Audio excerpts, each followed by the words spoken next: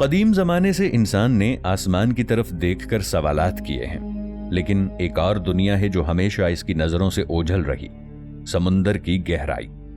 زمین کی 70% سے زیادہ سطح پانی سے ڈھکی ہے، لیکن حیرت انگیز طور پر سائنسدان اب تک اس کا صرف 10% حصہ ہی دریافت کر پائے ہیں۔ باقی کی 90% گہرائی آج بھی انسان کے لیے ایک اندھیرا اور پر اسرار جہان ہے۔ کچھ ماہرین کا ماننا ہے کہ انوناکی کا اصل راز آسمانوں میں نہیں بلکہ انہی گہرائیوں میں چھپا ہوا ہے۔ قدیم سومیری تہذیبوں میں ایک دیوتا انکی کا ذکر ملتا ہے جسے پانی اور گہرائیوں کا خدا کہا جاتا ہے۔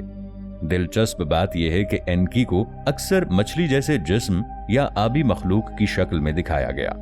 کیا یہ ممکن ہے کہ انکی اور اس جیسی ہستیاں دراصل وہی انوناکی ہوں جو زمین پر اترے لیکن آسمان پر واپس جانے کی بجائے سمندر کی تہ میں اتر گئے؟ سمندروں کی تہ میں کئی ایسی ساختیں دیکھی گئی ہیں جو قدرتی نہیں لگتی۔ جاپان کے قریب یوناگونی مونومنٹ نامی ڈھانچہ موجود ہے جسے بعض ماہرین ایک ڈوبی ہوئی تہذیب کا حصہ مانتے ہیں۔ کچھ محققین کا دعویٰ ہے کہ یہ ڈھانچے دراصل وہ جگہ ہیں جہاں انوناکی کبھی رہتے تھے یا شاید آج بھی رہتے ہیں۔ اگر انوناکی کے جہاز آسمانوں سے اتر سکتے ہیں تو کیا یہ ممکن نہیں کہ وہ سمندر کی تہ میں بھی اتر گئے ہوں اور وہاں اپنی پوشیدہ دنیا آباد کر لی ہو؟ آج کی دنیا میں جب انسان نے سب میرینز اور ریموٹ کنٹرول روبوٹس سمندر کی گہرائی میں بھیجنے شروع کیے ہیں تو کئی بار عجیب و غریب چیزیں سامنے آتی ہیں۔ کبھی روشنی کی جھلک، کبھی پراسرار دھاتیں، کبھی ایسی آوازیں جو کسی انجان ٹیکنالوجی کی لگتی ہیں۔ کیا یہ محض اتفاق ہے یا انسان آہستہ آہستہ انوناکی کے رازوں کے قریب پہنچ رہا ہے؟ قدیم تحریروں میں یہ لکھا ہے کہ جو سمندر کی گہرائی کو چھو لے گا وہ خدا کے رازوں کو چھو لے گا۔ اگر یہ سچ ہے تو سوال یہ ہے کہ کیا انسان کو یہ راز کھولنے کی اجازت ہے؟ اور اگر ہم نے واقعی انوناکی کے پوشیدہ شہروں تک رسائی حاصل کر لی تو کیا وہ خاموش رہیں گے یا پھر وہ سامنے آ کر ایک بار پھر انسانیت کو اپنی اصلیت یاد دلائیں گے؟ قدیم سومیری تحریروں کے مطابق انکی جو انونا کا ایک اہم رکن تھا، سمندروں کا مالک تھا۔ اس کے بارے میں لکھا ہے کہ وہ پانی کے گھر میں رہتا تھا جہاں سے وہ انسانوں کو علم دیتا تھا۔ اگر انکی واقعی ایک حقیقی ہستی تھا تو اس کا مطلب یہ ہے کہ اس کے زیر اثر علاقے شاید آج بھی سمندر کی تہ میں موجود ہیں۔ روسی سب مریض نے بحر اوقیانوس میں عجیب و غریب دھاتی ڈھانچوں کے سگنلز ریکارڈ کیے۔ سن 2011 میں بحیرہ کیریبین کے قریب ایک گرڈ نما ڈھانچہ گوگل ارتھ پر دیکھا گیا جو بظاہر کسی زیر آب شہر کی باقیات لگتا تھا۔ کئی غوطہ خوروں نے دعویٰ کیا کہ انہیں سمندر کی تہ میں ایسے مقامات دیکھنے کو ملے جو انسانی ہاتھ کے بنے ہوئے لگتے تھے، حالانکہ سائنس نے انہیں قدرتی فارمیشن قرار دیا۔ یہ سب شواہد ہمیں ایک ہی طرف لے کر جاتے ہیں۔ قدیم روایات میں سمندری دیوتاؤں کو اکثر نیم انسان نیم مچھلی کے طور پر دکھایا گیا ہے۔ بابلی دیوتا اوینس کو دن کے وقت انسانوں کے درمیان آ کر علم دینے والا اور رات کو سمندر میں واپس جانے والا کہا جاتا تھا۔ یہ کہانیاں صرف علامتیں نہیں لگتیں بلکہ ممکن ہے کہ یہ دراصل انوناکی کے آبی روپ تھے۔ آج کے انسان کے پاس جدید سب مرینز، ڈرونز اور روبوٹس ہیں۔ اگر ہم واقعی سمندر کی تہ میں کسی پوشیدہ شہر تک پہنچ گئے تو کیا ہوگا؟ کیا انوناکی کو خوشی سے ہم خوش آمدید کہیں گے یا پھر وہ ہمیں اپنی سرحد عبور کرنے پر خبردار کریں گے؟ قدیم تحریروں میں ایک جملہ بار بار ملتا ہے، جب زمین کا بیٹا پانی کی تہ کو توڑ دے گا تب خدا اپنا چہرہ ظاہر کرے گا۔ کیا وہ وقت قریب ہے؟ دنیا کے طاقتور ممالک اکثر یہ کہتے ہیں کہ وہ سمندر کی گہرائیوں میں صرف تحقیق یا قدرتی وسائل کے لیے جاتے ہیں، لیکن اصل حقیقت کچھ اور لگتی ہے۔ امریکہ، روس، چین اور یورپ کے کئی خفیہ مشن ایسے ہیں جن کے بارے میں عام انسان کو کچھ نہیں بتایا جاتا۔ امریکہ کے پاس ایک خفیہ پروگرام ہے جسے ڈیپ سی پروجیکٹ کہا جاتا ہے۔ آفیشل طور پر یہ پروگرام معدنیات اور سمندری وسائل کے لیے ہے، لیکن کئی لیکس اور رپورٹ کے مطابق اس پروگرام میں ایسی سب میرینز استعمال ہوتی ہیں جو عام سائنسی مقاصد کے لیے نہیں بلکہ غیر معمولی ڈھانچوں کی تلاش کے لیے بنائی گئی ہیں۔ کچھ رپورٹس کہتی ہیں کہ بحر الکاہل کی گہرائی میں امریکہ کو ایسے دھاتی ڈھانچے ملے جن کی عمارت سازی موجودہ انجینئرنگ سے بالکل مختلف تھی۔ روس نے بھی کئی بار ماریانا ٹرینچ اور آرکٹک کے قریب اپنی آبدوزیں بھیجی ہیں۔ سن 2012 میں ایک روسی سائنسدان نے یہ دعویٰ کیا تھا کہ انہوں نے انسان نما آبی مخلوقات دیکھی ہیں جو حیرت انگیز تیزی سے تیر رہی تھیں۔ ان رپورٹس کو بعد میں غلط فہمی قرار دے کر دبا دیا گیا۔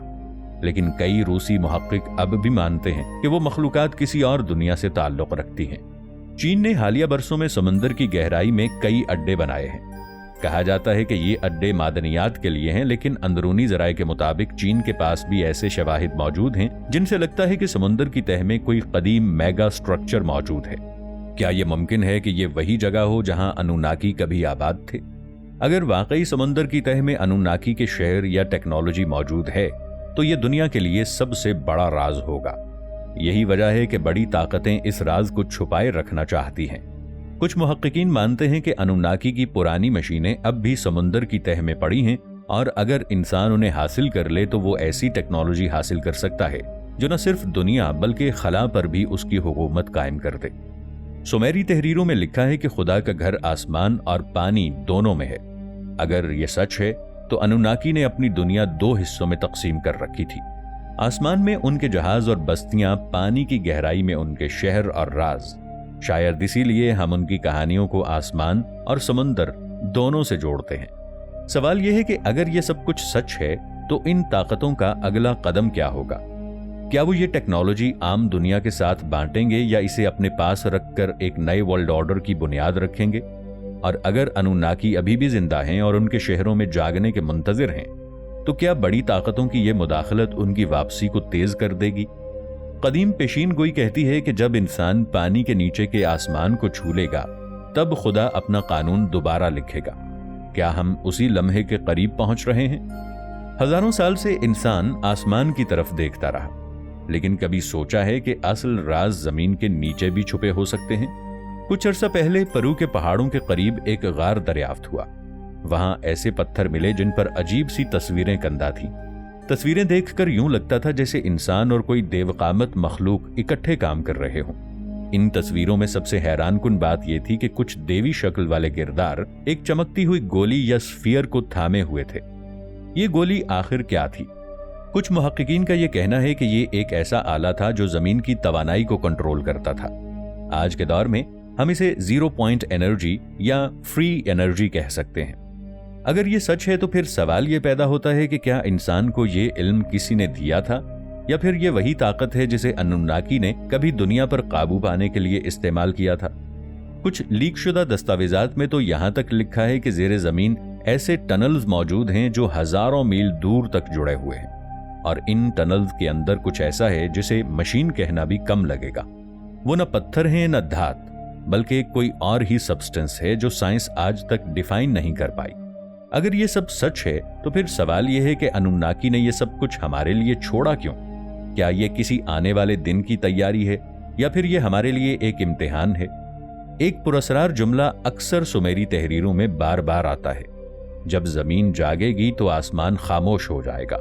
इसका मतलब आखिर क्या है? क्या यह वही दिन है जब इंसान अपनी टेक्नोलॉजी के जरिए इन राजों को खोल देगा, या फिर वो दिन है जब अनुनाकी वापस आकर हमसे वो सब छीन लेंगे जो हमने उनके नक्शे कदम पर चलते हुए बनाया है? ये सब सिर्फ इत्तेफाक नहीं लगता है जैसे कोई खेल चल रहा है और हम सब इस खेल के मोहरे हैं।